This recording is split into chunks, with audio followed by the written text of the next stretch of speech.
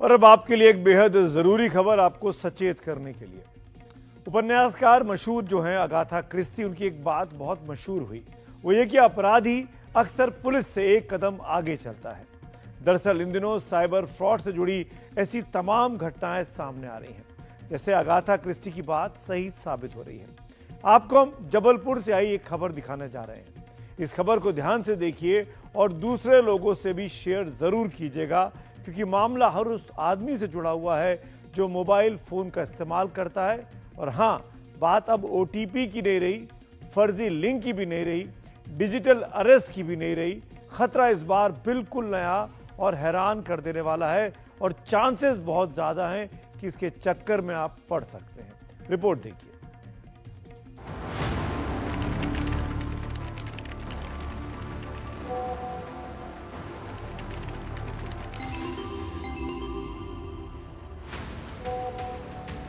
आपके mobile phone पर भी हर रोज इसी तरह से फोटोग्राफ आते होंगे, लेकिन क्या आपको पता है कि एक फोटो को डाउनलोड करना आपके लिए कितना खतरनाक हो सकता है? जबलपुर में एक हैरान करने वाली घटना सामने आई, जहां एक व्यक्ति के व्हाट्सएप पर अज्ञात नंबर से कोई तस्वीर आई। फोटो पर क्लिक करते ही उसका फोन हैक हो गया और देखते ही देखते बैंक खाते से 2,01,000 रुपए गायब हो गए। ये देखिए, ये जो मेरे हाथ में ये फोटो है, ये एक बुजुर्ग की फोटो है। ये फोटो जो है, ये इस तरह से एक व्हाट्सएप मैसेज आता है। ये जो व्हाट्सएप मैसेज है, ये कस्टमर सर्विस सपोर्ट सेंटर के नाम से ये मैसेज आता है। और इस मैसेज में प्रदीप कुमार जैन के बाद थोड़ी देर बाद एक फ़ोन आता है और क्या कहा जाता है, कैसे ये अपराध हुआ, हम प्रदीप कुमार जैन से ही जानते हैं। प्रदीप जी, ये बताइए कि क्या हुआ, कैसे आपके पास फ़ोन आया, कैसे आपके साथ अपराध घटित हुआ? सर जी, सुबह टाइम 8:30 बजे के आसपास मेरे पास फ़ोन आया और सामने वाले ने मेरे से बोला कि मैंने आपके व्हाट्सएप मोबाइल पे एक व्हाट्सएप फ़ोटो भेजी है, कृपया इसके डाउनलोड करके मेरे को बताइए कि आप इस व्यक्ति को पहचानते हैं कि नहीं पहचानते हैं। तो मैंने उस समय व्हाट्सएप नहीं खोला। करीब 1 आध घंटे बाद मैंने नेट चालू किया, व्हाट्सएप खोला। जैसे मैंने व्हाट्सएप खोल कर उसकी फ़ोटो डाउनलोड की तो तुरंत हमारा मोबाइल हैंग हो गया और पूरा मोबाइल का संचालन सामने वाले के हाथ में चला गया। फिर करीब उसके कुछ समय बाद 1 रुपया मेरे खाते में आया। ये खाते में 1 रुपये आने के बाद में फिर उसने मेरा पूरा मोबाइल जो बैंक के थ्रू मैसेज ओटीपी सब जान के और वो बैंकिंग इंटरनेट बैंकिंग चालू कर ली। दरअसल जबलपुर के कोतवाली इलाके में रहने वाले प्रदीप जैन के पास 28 मार्च की सुबह लगभग 9 बजे एक फोन आता है। प्रदीप जैन के मोबाइल स्क्रीन पर एक नंबर 9827832213 से कॉल आती है, यानी उन्हें फोन करने वाला एक अनजान शख्स होता है। कॉलर इसी के साथ व्हाट्सएप पर एक बुजुर्ग की तस्वीर भेजकर पूछता है कि क्या आप इन्हें पहचानते हैं। प्रदीप जैन इस कॉल को नजरअंदाज करते हैं, लेकिन फोन काटने के बाद वो व्हाट्सएप पर मिली तस्वीर को देखने के लिए उसे डाउनलोड कर लेते हैं। यही वो तस्वीर है जो प्रदीप जैन को व्हाट्सएप पर भेजी गई थी और इसे डाउनलोड करते ही प्रदीप के फोन में अपने आप कस्टमर सपोर्ट नाम का एक ऐप डाउनलोड हो जाता है। इसी के साथ प्रदीप जैन का मोबाइल हैक हो जाता है और उनके मोबाइल का बैंकिंग ऐप भी साइबर ठगों के कब्जे में आ जाता है। दोपहर होते होते प्रदीप जैन के पास कैनरा बैंक से मैसेज आया कि उनके खाते में 1 रुपया क्रेडिट होता है और कुछ ही मिनटों बाद 1 लाख रुपए निकाल लिए जाते हैं। इसके पहले कि प्रदीप जैन कुछ समझ पाते, उनके खाते से फिर से 1,01,000 रुपए निकाल लिए जाते हैं। पहले ओटीपी आता था, ओटीपी से आदमी क्या है अब अवेयर हो गया, लिंक आने लगी, अब लिंक से भी अवेयर हो गया है, तो अब वो फ़ोटो में अपनी लिंक छुपा के भेज रहा है, स्टेनोग्राफी कहते हैं जिसको। इसके माध्यम से वो एप्लीकेशन डाउनलोड करवा रहा है और एप्लीकेशन डाउनलोड होने के बाद उसका सारा एक्सेस जो है, ओटीपीज़ हो गए, वो सारे के सारे उस नंबर पे जो उन्होंने लिंक में छुपा के रखे हैं उस नंबर पे ट्रांसफ़र हो रहे हैं, जिससे नेट बैंकिंग क्योंकि ऑनलाइन नेट बैंकिंग शुरू हो जाती है आजकल, आप घर में बैठे बैठे नेट बैंकिंग शुरू कर सकते हैं, जिससे वो वहाँ से एक्सेस करके बैंक अकाउंट खाली कर रहा है। तो ये तो अब नया तरीका ही कहेंगे, क्योंकि ये तो सिर्फ जो एक्सपर्ट थे उन्हीं को पता था, ये अब फ्रॉडस्टर को ही पता हो गया, तो इसका नाजायज़ फ़ायदा उठा रहा है। तो अब तो ये भी बोलना पड़ेगा कि अब किसी भी फ़ोटो को डाउनलोड ना करें। अनजान व्यक्ति के द्वारा भेजी गई किसी भी फोटो को व्हाट्सएप को डाउनलोड ना करें। आपका अकाउंट, आपका बैंक अकाउंट हैक होने की पूरे चांसेस हैं। प्रदीप जैन ने बैंक जाकर खाता चेक किया तो 2,01,000 रुपए गायब थे।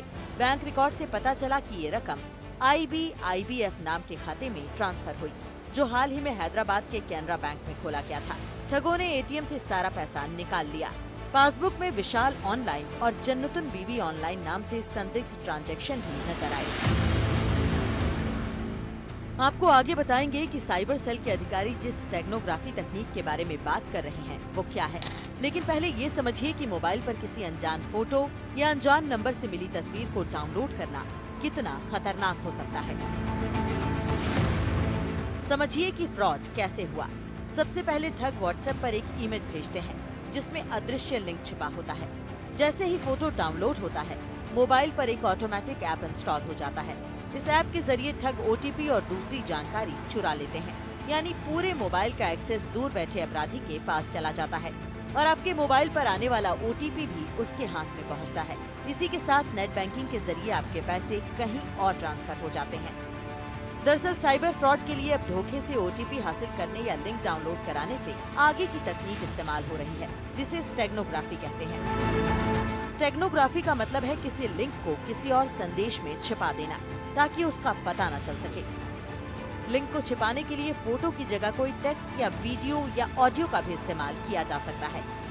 इसलिए मोबाइल पर कोई फोटो, वीडियो या ऑडियो आए तो सोच समझकर डाउनलोड करें। स्टेगनोग्राफी ये टर्म है, ये शब्द है स्टेगनोग्राफी। ये आपको भले ही याद हो या ना याद हो, लेकिन इस बात का ध्यान रखिए कि अगर किसी अननोन नंबर से, अननोन व्यक्ति की तरफ से आपके मोबाइल पर किसी भी तरह का फोटो, वीडियो या ऑडियो नोट आता है, उसको डाउनलोड नहीं कर लेना है। तमाम सुरक्षा नियम सख्ती के बावजूद साइबर अपराध रुक नहीं रहे हैं। तो ऐसे में क्या करें? कम से कम इतना तो कर ही सकते हैं कि खुद से सावधान रहें, सतर्क रहें। हमने साइबर सुरक्षा से जुड़े एक अधिकारी से पूछा कि आम लोग ऐसी क्या सावधानी बरतें कि साइबर फ्रॉड से वो बचे रहें। आप भी नोट कर लीजिए इस जानकारी को।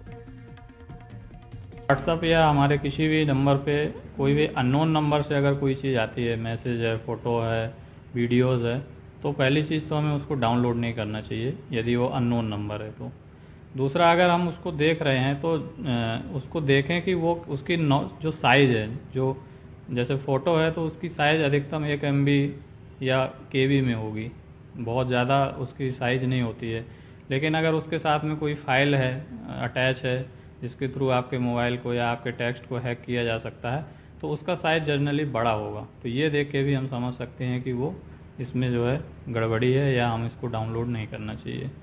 और इसके साथ ही जिसमें हम अपने रेगुलर्स व्हाट्सएप और सोशल मीडिया अकाउंट्स यूज करते हैं, जिस नंबर के साथ में, जिस फ़ोन के साथ में, तो हमें अपने नेट बैंकिंग या बैंक से रिलेटेड जो भी हमारा नंबर लिंक है उसको एक अलग फ़ोन में रखना चाहिए। उससे अगर हमारे टेक्स्ट वगैरह आते हैं, अगर हमारे कोई व्हाट्सएप के थ्रू या किसी भी ऐसे माध्यम से कभी हमारे फ़ोन का एक्सेस ले भी लेता है तो उसको टेक्स्ट नहीं मिलेंगे। इस केस में भी यही हुआ कि उन्होंने जो फ़ोटोज़ डाउनलोड की, उसमें एक फ़ाइल है, APK फाइल, जिसके माध्यम से सामने वाले को उनके फ़ोन का एक्सेस मिल गया कुछ देर के लिए, और उसने जो है उनके नंबर पे आने वाले बैंक से जो OTP हैं वो शायद उनको मिल गए। या किसी भी फाइनेंशियल इंस्टीट्यूट से, बैंक से, सेबी से, ED से, CBI से, कहीं से भी ऐसा कोई बोलता है और फ़ोन के थ्रू आपसे कोई जानकारी मांगता है तो वो बिल्कुल भी हमें नहीं देना है। कोई भी बैंक जो है कभी भी किसी भी कस्टमर की उसकी पर्सनल डिटेल्स और ये OTP, उसका नाम या उसकी व्यक्तिगत जानकारी, ऐसी कोई भी चीज़ें कोई भी बैंक फ़ोन के थ्रू नहीं मांगता है। इसी प्रकार से अन्य जो संस्थाएं हैं जो एक्सेस करती हैं, कोई भी संस्था आपसे फ़ोन के माध्यम से या व्हाट्सएप के माध्यम से कभी कोई जानकारी नहीं मांगती है, ना उसमें देने चाहिए। यदि ऐसा किसी को कॉल आता है या ऐसा कोई मेल या कोई ऐसा व्हाट्सएप आता है तो उस पर आप डाउट करिए और उसके बाद उसको क्लियर करिए अपने रिलेटेड थाना या अपने क्षेत्र में जहाँ भी थाने में रहते हैं वहाँ जाके आप पता कर सकते हैं। और इसके अलावा साइबर से रिलेटेड आपको कोई डाउट है या कोई वो है तो कंप्लेन भी है 1930 NCPR पोर्टल में भी जाकर आप देख सकते हैं।